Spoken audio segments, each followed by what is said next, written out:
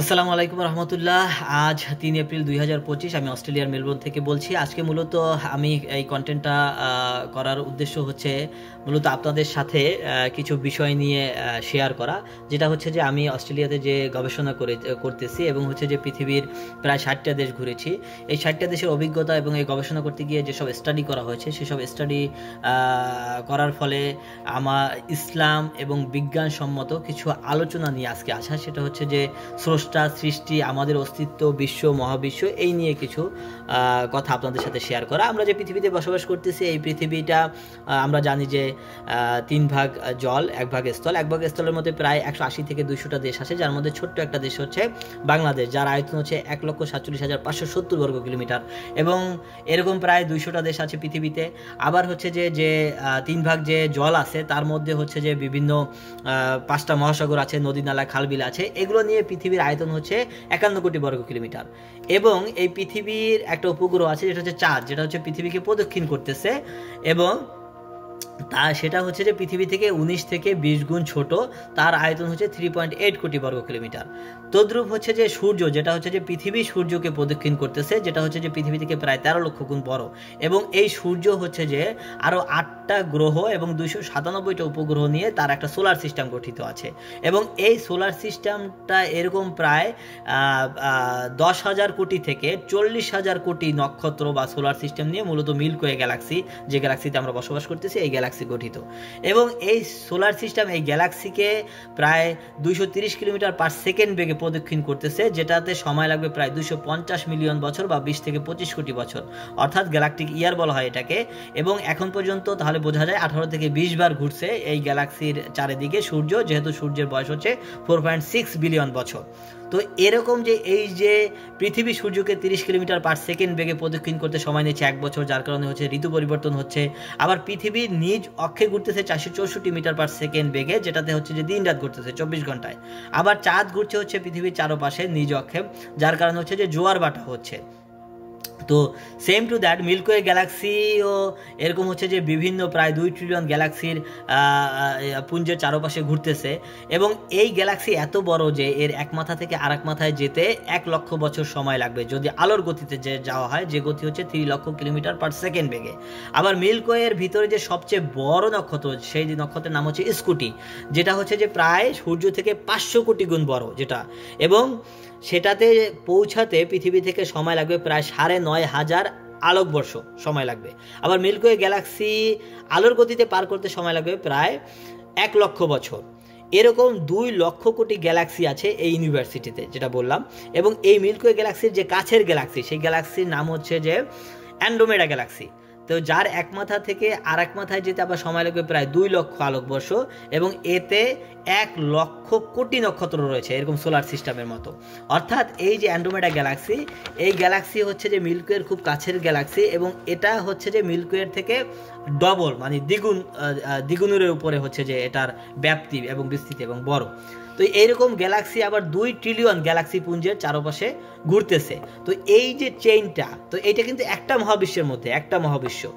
তো এরকম হচ্ছে যে মাল্টিভার্স আছে, এরকম প্রায় বিজ্ঞানীরা বলছে যে 10 টু দি পাওয়ার 500 এরকম মহাবিশ্ব রয়েছে আর কি, যেই মহাবিশ্ব হচ্ছে যে একে অপরের পাশে প্রদক্ষিণরত হয়তো অবস্থায় আছে।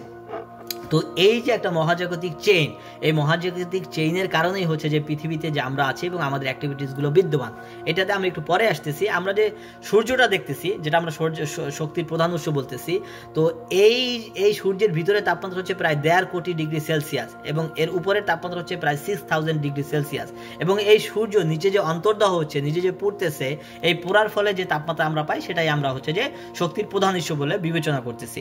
এবং এই সূর্য বা নক্ষত্র এবং এই যে সোলার সিস্টেম, এটা মিল্কি ওয়ে গ্যালাক্সির কেন্দ্র বা ব্ল্যাক হোল থেকে প্রায় 27,000 আলোকবর্ষ দূরে।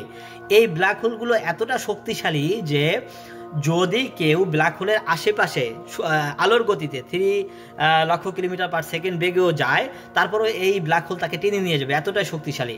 এবং এগুলো কিভাবে তৈরি হয়, যে সূর্যের থেকে 20 থেকে 25 গুণ ভরসম্পন্ন যে নক্ষত্রগুলো আছে, সেই নক্ষত্রগুলোর ভিতরে যে গ্যাসগুলো থাকে, যেমন হাইড্রোজেন, হিলিয়াম, যেসব গ্যাস আছে, এগুলো একটা সময় পুড়তে কোটি কোটি বছর ধরে পুড়তে এগুলো একটা সময় নিঃশেষ হয়ে যায়। তো নিঃশেষ হওয়ার ফলে এর ভিতরে যে গ্র্যাভিটিক্যাল ফোর্স আছে, গ্র্যাভিটির যে চাপ আছে, সেই চাপের কারণে ব্ল্যাক পয়েন্ট সেটা ডেন্স হয়ে ঘুরতে থাকে, স্পিন করতে থাকে, এবং যার ফলে এই ব্ল্যাক হোলগুলো সৃষ্টি হয়। এবং মিল্কি ওয়ে গ্যালাক্সির সবচেয়ে বড় ব্ল্যাক হোলটা হচ্ছে TUN 680, যা সূর্যের চেয়ে প্রায় 66 বিলিয়ন মাস সম্পন্ন, 66 বিলিয়ন গুণ ভর সম্পন্ন, যার ইভেন্ট হরিজনের জায়গাটা হচ্ছে গোটা সোলার সিস্টেমের মতো বড়।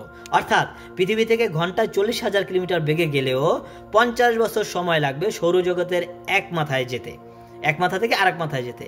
এবার ঠিক তত বিশাল হচ্ছে যে এই TUN 618 এর ইভেন্ট হরিজনটা।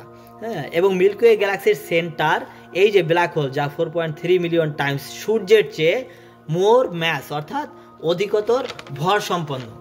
তাহলে বোঝা যায় যে এই যে মহাজাগতিক যে এই যে চেইনটা আছে, বা এই মহাজাগতিক যে আমরা এটা বলতেছি ঘূর্ণায়ন বা স্পিনটা বলতেছি, এই মহাজাগতিক স্পিনটা এমনি এমনি তৈরি হয়নি। এটার মধ্যে কারো কোনো নিয়ন্ত্রণ আছে, এত সুন্দরভাবে যে সব কিছু ঘটতেছে কারো নিয়ন্ত্রণ আছে। যদি আমি আরেকটু বিস্তৃতভাবে বলি, যেমন আমরা যে পৃথিবীতে বসবাস করতেছি, আমরা জানি যে চাঁদে গিয়েছিল নীল আর্মস্ট্রং বা বিজ্ঞানীরা চাঁদে গিয়েছিল। তো তারা যখন চাঁদে গিয়েছিল তাদের রকেট যে আছে, তাদের রকেটের যে গতিবেগ ছিল সেটা ছিল হচ্ছে যে 40,000 কিলোমিটার পার আওয়ার, প্রতি ঘন্টায় 40,000 কিলোমিটার। তো এই গতিতে যদি আমরা চাঁদের দিকে যাই তাহলে আমাদের সময় লাগবে হচ্ছে, চাঁদের সময় যেতে সময় লাগবে হচ্ছে 10 ঘন্টা। আবার এই গতিতে যদি আবার হচ্ছে যে ইসের দিকে যাওয়া যায়, যেটা হচ্ছে যে শুক্রর দিকে, তাহলে শুক্র হচ্ছে যে পৃথিবী থেকে যে খুব কাছের যে আমরা যেটাকে তারা বলি, শুকতারা বলি, মূলত যখন হচ্ছে সকালে উঠে তখন দেখি যে শুকতারা, আবার যখন সন্ধ্যায় দেখি, কারণ সূর্য থেকে সে আলো দিয়ে সেইটা আমরা দেখতে পাচ্ছি, তখন সেটাকে আমরা বলতেছি সন্ধ্যা তারা। তো এই যে খুব কাছের যে নক্ষত্রটা, এই খুব কাছের যে গ্রহটা, এই শুক্র বলতেছি, শুকতারা বা সন্ধ্যা তারা, এটা হচ্ছে পৃথিবী থেকে প্রায় 4 কোটি কিলোমিটার দূরে অবস্থিত। তো আমরা যদি এই সেম টু দ্যাট আবার যদি পৃথিবী থেকে মঙ্গল গ্রহে যেতে চাই, তাহলে আমাদের সময় লাগবে হচ্ছে এই 40,000 কিলোমিটার পার আওয়ার বেগে যদি রকেট চালাই তাহলে লাগবে হচ্ছে 8 মাস। সেম টু দ্যাট যদি জুপিটারে যায়, যেটা হচ্ছে যে পৃথিবী থেকে প্রায় 1300 গুণ বড় আর কি, যার আয়তন, সেটাতে যেতে সময় লাগবে 2.5 বছর। আবার যদি আমরা সূর্যের দিকে যাই তাহলে এই 40,000 কিলোমিটার পার আওয়ার বেগে যেতে রকেটে যেতে লাগবে 5 মাস। আবার যদি আমরা সোলার সিস্টেমটা অতিক্রম করতে চাই, যে হ্যাঁ আমি সূর্য পর্যন্ত গেলাম, এখন ফুল সোলার সিস্টেমটা আমি অতিক্রম করব এই 40,000 কিলোমিটার পার আওয়ার বেগে রকেট দ্বারা, তাহলে লাগবে 50 বছর। আবার হচ্ছে যে এই পৃথিবীর থেকে খুব কাছে যে এইটা আছে, সেটা হচ্ছে যে খুব কাছের যে সোলার সিস্টেমের যে নিকটবর্তী যে নক্ষত্র আছে, সেই নক্ষত্রের নাম হচ্ছে যে প্রায়োমিক্স সেঞ্চুরি। তো এই যে নক্ষত্রটা, এটা হচ্ছে প্রায় 40 লক্ষ কোটি কিলোমিটার দূরে হচ্ছে যে প্রায় আমাদের পৃথিবী থেকে। তো এটাতে যেতে সময় লাগবে 1,15,000 বছর। আবার এখানে আমরা যদি পৃথিবী থেকে সেই যে ব্ল্যাক হোল যে বললাম, যে গ্যালাক্সির যে মিল্কি ওয়ে গ্যালাক্সির যে সেন্টার ব্ল্যাক হোলে যদি আমরা যেতে চাই, তাহলে আমাদের সময় লাগবে 70 কোটি বছর। আবার যদি হচ্ছে যে আমরা যে কাছের যে গ্যালাক্সি, মিল্কি ওয়ে গ্যালাক্সির কাছের যে গ্যালাক্সি, যেটাকে বলছি অ্যান্ড্রোমেডা গ্যালাক্সি, এটাতে যেতে লাগবে হচ্ছে যে 7,000 কোটি বছর। ঠিক তদ্রূপ পৃথিবী থেকে যদি আমি যে আর একটা যে এরপরের যে গ্যালাক্সি আছে, যেটাকে বলা হয় ট্রায়াঙ্গুলাম গ্যালাক্সি, সেটাতে যেতে সময় লাগবে প্রায় 7,500 কোটি বছর। এবং যদি আমি সেই মহাবিশ্বের শেষ সীমানায় যেতে চাই, ইউনিভার্সের শেষ সীমানায় যেতে চাই পৃথিবী থেকে, তাহলে সময় লাগবে হচ্ছে যে 1.5 লক্ষ কোটি বছর। এরকম আরও অনেক মাল্টিভার্স আছে, যেটাকে মানে মহাবিশ্ব আছে, এরকম অনেক মহাবিশ্ব আছে, যার বিজ্ঞানীরা যেটা ধারণা করছে, বিজ্ঞানীরা শিউর না, ধারণা করছে যে 10 টু দি পাওয়ার 500 এর বেশি হচ্ছে যে এরকম মহাবিশ্ব রয়েছে। আমি একটা মহাবিশ্বের কথা এতক্ষণ বললাম, একটা মহাবিশ্বের কথা, তো এরকম 10 টু দি পাওয়ার 500 মহাবিশ্ব রয়েছে। এবং এই যে একটা মহাবিশ্ব, এই একটা মহাবিশ্বে যে এই যে আমি গ্যালাক্সির কথা বললাম, 2 ট্রিলিয়নের উপরে হচ্ছে গ্যালাক্সি আছে। তাহলে এই মহাবিশ্ব হচ্ছে 10 টু দি পাওয়ার 500 পরিমাণ হচ্ছে বিজ্ঞানীরা মনে করতেছে মহাবিশ্ব রয়েছে আর কি। এবং আমি যদি এখন আসি যে এই যে মহাবিশ্বগুলো আছে, এই মহাবিশ্বের যে সূত্রপাত হয়েছে, এই মহাবিশ্বের সূত্রপাত কোথা থেকে? আমরা জানি যে মহাবিশ্বের সূত্রপাত হচ্ছে বিগ ব্যাং থেকে। 1380 কোটি বছর আগে একটা বিন্দু থেকে হচ্ছে বিস্ফোরিত হয়ে সব গ্রহ নক্ষত্রগুলো ছড়িয়ে ছিটিয়ে এই ইউনিভার্স তৈরি হয়। তো বিজ্ঞানকে যদি আমি প্রশ্ন করি যে এই পয়েন্টটায় যে একটা পয়েন্ট ছিল, একটা বিন্দু ছিল, এই পয়েন্টটা এক্সপ্লোর হয়ে, এই পয়েন্টটা ব্রাস্ট হয়ে হচ্ছে যে এই মহাবিশ্ব আর এই মাল্টিভার্সের সূত্র হয়েছে। কিন্তু এই পয়েন্টটা কোথা থেকে আসলো? এই যে একটা গ্রেট ক্রিয়েশন এবং এই যে একটা মেকানিজম, এই মেকানিজমের মূলত নিয়ন্ত্রণকারী কে? এখন এই যে মেকানিজমের নিয়ন্ত্রণকারী, অবশ্যই কোনো নিয়ন্ত্রক আছে, কোনো সৃষ্টিকর্তা আছে, না হলে এটা তো একা একা এত কিছু হবার সম্ভাবনা নেই বা সম্ভব না। তো এই যে গ্রেট ক্রিয়েশনের ক্ষেত্রে যে আমরা যে কথাগুলোকে বলতেছি, এই গ্রেট ক্রিয়েশনের যে নিয়ন্ত্রক যিনি আছেন, তাহলে যদি ধরা যায় যে এই যে এত কিছু বললাম, পৃথিবী বললাম, মিল্কওয়ে বললাম, এই যে পৃথিবী, তারপরে সৌরজগৎ, তারপরে হচ্ছে যে গ্যালাক্সি, তারপরে মহাবিশ্ব, এবং এরকম প্রায় 10⁵00 মহাবিশ্ব রয়েছে। এগুলো কিন্তু একটা আসমানের মধ্যে, হাদিসে আছে, এগুলো সব হচ্ছে যে একটা, যদি হাদিস মতো কথা বলি, একটা আসমানের মধ্যে। তো এই একটা আসমানের মধ্যে এরকম হচ্ছে যে হাদিস আছে, এগুলো সব এক আসমানে, আর উপরে আছে আরও 6টা আসমান, এবং নিচে আছে আরও 7টা জমিন, মানে 6টা জমিন, টোটাল 7 জমিন, 7 আসমান। এবং এর এক একটি আসমান এক একটি অন্য আরেকটি আসমানের কাছে যদি রাখা হয়, তাহলে দেখা যাবে যে পুরো একটা ফুটবল মাঠের মধ্যে একটা আংটি স্বরূপ দেখা যাবে।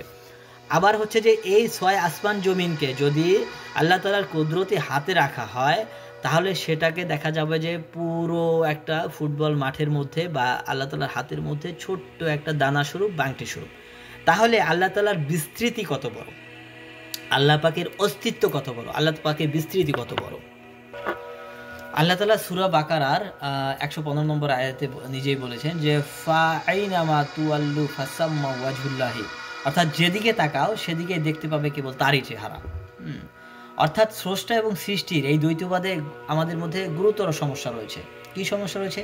এমনিতে মনে হয় স্রষ্টা ক্ষমতাবান, সৃষ্টি তার অধীন, তিনি সৃষ্টির বাইরে সুদূরে কোথাও অবস্থান করেন, অর্থাৎ ধরে নেওয়া হয় স্রষ্টার অবস্থান সৃষ্টি লোকের বাইরে। কিন্তু এই যুগল বিপরীত সত্তা মেনে নেওয়া মানে যে স্রষ্টাকে সীমিত করে দেওয়া, তা সহজে আমাদের নজরে আসে না। স্রষ্টা অসীম সত্তা, অসীমের বাইরে তো কোনো কিছুই নেই। এই যে পুরো মাল্টিভার্স সম্পর্কে বললাম, তো এর নিয়ন্ত্রণকারী সে তো অসীম, তাকে তো পরিমাপ করা যায় না। তো তার আলাদা অস্তিত্ব দিয়ে বিদ্যমান হবার কোনো সুযোগ নাই, সৃষ্টির একটা ধূলিকণারও। স্রষ্টার অস্তিত্ব সর্বত্রই বিরাজমান, স্রষ্টার অস্তিত্বের ভিতরে সৃষ্টির অবস্থান। আবার সৃষ্টির ভিতরে এমন কোনো অংশ বা স্থান নাই যেখানে স্রষ্টার অস্তিত্ব নাই, সকলই হচ্ছে তিনিময়। সুতরাং লা মওজুদা ইল্লাল্লাহ, তিনি বিনে আর কিছুই নাই মূলত। তো এই যে স্রষ্টার অস্তিত্ব, সেখান থেকে যদি আমি আমাকে চিন্তা করি যে স্রষ্টা তিনি সৃষ্টি করেছেন, এই যে বিগ ব্যাং বলতেছি, মাল্টিভার্স বলতেছি, তারপরে হচ্ছে যে আমি ইউনিভার্স বলতেছি, সেই ইউনিভার্সের মধ্যে আমি গ্যালাক্সি বলতেছি, গ্যালাক্সির মধ্যে হচ্ছে যে আমি সোলার সিস্টেম বা নক্ষত্র বলতেছি, সেই সোলার সিস্টেমের মধ্যে হচ্ছে যে একটা গ্রহর কথা বলতেছি, তার মধ্যে একটা ছোট্ট গ্রহ পৃথিবীর কথা বলতেছি, সেই পৃথিবীর মধ্যে হচ্ছে যে ছোট্ট একটা, যেখানে 3 ভাগ জল, 1 ভাগ স্থল, যেখানে হচ্ছে যে 51% পানি এবং 29% হচ্ছে শুধুমাত্র স্থল ভাগ বা মাটি, এবং 1386 বিলিয়ন কিউবিক কিলোমিটার পৃথিবীতে পানি আছে, যেটার মধ্যে হচ্ছে যে প্রায় 1338 বিলিয়ন কিউবিক কিলোমিটার পানি হচ্ছে সাগরের পানি বা সাগর জল, এবং 24.5 বিলিয়ন কিউবিক কিলোমিটার পানি হচ্ছে যেটা গ্লাসিয়ার বা বরফ, হিমালয়। আর যে নলকূপের পানি, যেটা অ্যাকুইফায়ার মাটির নিচে, সেখানে আছে 23.5 বিলিয়ন কিউবিক কিলোমিটার পানি। নদী নালাতে আছে প্রায় মাত্র 2 লক্ষ কিউবিক কিলোমিটার পানি। এবং এই যে মাত্র 27% পানি এর মধ্যে খাওয়া যায়, এই যে পানি আছে এর মধ্যে খাওয়া যায় মাত্র 2.7% পানি, আর যে 97.3% এই পানিগুলো অব্যবহৃত, এগুলো খাওয়া যায় না, এগুলো লবণাক্ত বা এবং এই পুরো যে পানি, এই পুরো পানি দিয়ে যদি পৃথিবী ঢেকে দেওয়া হয়, তাহলে আমাদের মাথার উপরে প্রায় 2.5 কিলোমিটার, আমরা যে স্থলে দাঁড়িয়ে আছি 2.5 কিলোমিটার পর্যন্ত পানি পৃথিবী দ্বারা সম্পূর্ণ ঢেকে যাবে। কিন্তু এই পানির কোনো অস্তিত্ব এখনো বিজ্ঞানীরা অন্য কোনো গ্রহ পায় নাই, শুধুমাত্র পৃথিবী ছাড়া। তাহলে এই পৃথিবী এত পানি নিয়ে ঘুরতেছে, কিন্তু এক ফোঁটা পানি কোথাও ছিটকে পড়তেছে না। আবার পানির যে আমরা বৈজ্ঞানিক বিশ্লেষণ জানি যে H2O, যদি এটাকে স্প্লিট করি, ইলেকট্রোলাইসিস করা হয়, তাহলে হাইড্রোজেন আলাদা হয়, অক্সিজেন আলাদা হয়। হাইড্রোজেন কি? হাইড্রোজেন হচ্ছে যে একটা ফ্লেমেবল গ্যাস, এবং অক্সিজেনের কাজ কি, সে আগুন জ্বালাতে সাহায্য করে। কিন্তু দেখেন যে এই হাইড্রোজেন এবং অক্সিজেন মিলে আল্লাহ তাআলা এমন একটা মানে বিপরীত ধর্মী এমন একটা মাকলুক সৃষ্টি করেছে যেটা হচ্ছে পানি, যেটা হচ্ছে আগুন নেভাতে সাহায্য করে। হ্যাঁ, তো সেম টু দ্যাট আবার কার্বন এবং অক্সিজেন। কার্বন হচ্ছে আমরা জানি কয়লা, অক্সিজেন আগুন জ্বালাতে সাহায্য করে, কিন্তু কার্বন ডাইঅক্সাইড আমাদের মুখ দিয়ে কার্বন ডাইঅক্সাইড যেটা হচ্ছে যে মোমবাতিতে দিলে আগুন নেভাতে সাহায্য করে। এখন এই যে বিষয়গুলো, এই যে ঘূর্ণনগুলো যখন আল্লাহ তাআলা বন্ধ করে দিবে তখন তো কিয়ামত হয়ে যাবে, কারণ পানি স্থলভাগের উপরে উঠে চলে আসবে এবং পৃথিবীর যে ঘূর্ণন আছে সে যখন বন্ধ করে দেবে তখন হচ্ছে যে সব কিছু ছিন্ন বিচ্ছিন্ন তার গতির কারণে তুলোর মতো উঠতে থাকবে, যেটা কোরআনে আছে যে সব কিছুকে আমাদের সময় তুলোর মতো উঠতে থাকবে। তো এই বিষয়গুলো এবং পানির মধ্যে আগুন ধরে যাবে, এই যে যখন আল্লাহ তাআলা সিফতগুলোকে হচ্ছে হুকুমটাকে উঠাই দিবে, যে হাইড্রোজেন এবং অক্সিজেনের হুকুমটাকে, তো পানির মধ্যে ইজিলি হাইড্রোজেন হচ্ছে ফ্লেমেবল গ্যাস, অক্সিজেন হচ্ছে আগুন জ্বালাতে সাহায্য করে, তো সাগরের মধ্যে আগুন ধরে যাবে। তো এই যে বিষয়গুলো এগুলো কিন্তু খুব সুন্দরভাবে ইসলামিক এবং কোরআনের মধ্যে এই বিষয়গুলো খুব সুন্দরভাবে আছে। এখন আমি বলতেছি যে এই যে আমরা মানুষ সামান্য, যে আমরা আমাদের অস্তিত্ব কত পরিমাণে ছোট, যে আমরা কত সীমিত জায়গাতে বসবাস করতেছি, এবং এই পুরো মহাবিশ্বের কাছে, পুরো আল্লাহ তাআলার সৃষ্টির কাছে, আল্লাহ তাআলার কাছে আমাদের অস্তিত্ব কতটা নগণ্য, কিন্তু আমরা সেই অস্তিত্ব নিয়ে আজকে অমুকের সাথে মারামারি, তমুকের সাথে ঝগড়াঝাটি এবং অহংকার করা, আমাদের গর্বে মাটিতে পা পড়ে না, দাম্ভিকতা, এগুলো তো আমরা করতেছি, এগুলো চলতেছে। তো আমরা যদি একটু অনুধাবন করি এই বিষয়গুলো নিয়ে, তাহলে আমাদের মধ্যে এরকম দাম্ভিকতা, এরকম অহংকার, এরকম রাহাজানি, সন্ত্রাসী, খুন, হামলা, মামলা, এগুলো আমাদের দ্বারা সম্ভব হবে না। কারণ আমার তো তখন নিজে আমি সম্পূর্ণ আমি চিন্তার মধ্যে থাকবো যে আমার অস্তিত্ব কতটা নগণ্য আল্লাহ তাআলার কাছে এবং এই সৃষ্টির কাছে, শুধু আল্লাহ তাআলার কাছে, আল্লাহ তাআলার সৃষ্টির কাছে আমার অস্তিত্ব কতটা পরিমাণে নগণ্য। তো আমার তো দাম্ভিকতা, দর্প ভরে আমার হাঁটতেই হচ্ছে যে আমার ভয় লাগবে, তাই না জিনিসটা? তো এই বিষয়টা আসলে মূলত, এবং এটা যদি আমি মেনে নেই তাহলে আমার ভিতরে হচ্ছে যে খারাপ কাজগুলো করা আমার থেকে দূরীভূত হয়ে থাকবে, আমার দ্বারা কারো কোনো হার্ম হবে না, আমার দ্বারা কারো কোনো ক্ষতি হবে না। তো এই 60টা দেশ ঘুরে এবং এই আমার এখন পর্যন্ত পড়াশোনার ক্ষেত্রে আমি প্রায় মাত্র 3টা জিনিস অনুধাবন করেছি, যে 3টা জিনিস যদি আমাদের মাঝে থাকে তাহলে আমাদের সকল গুণাবলীগুলো আমাদের মধ্যে চলে আসবে। নম্বর 1 যেটা, সেটা হচ্ছে যে সবসময় স্রষ্টার অস্তিত্ব বিরাজমান, যে স্রষ্টা আমাকে দেখছে, বা সব কিছু যে স্রষ্টার অস্তিত্ব আছে, আমি যা করতেছি, আবহাওয়া, পৃথিবী, আমার যে অ্যাক্টিভিটিস, কার্যক্রম, এগুলোর মধ্যে স্রষ্টার অস্তিত্ব আছে, এইটাকে সবসময় মনে রাখতে হবে।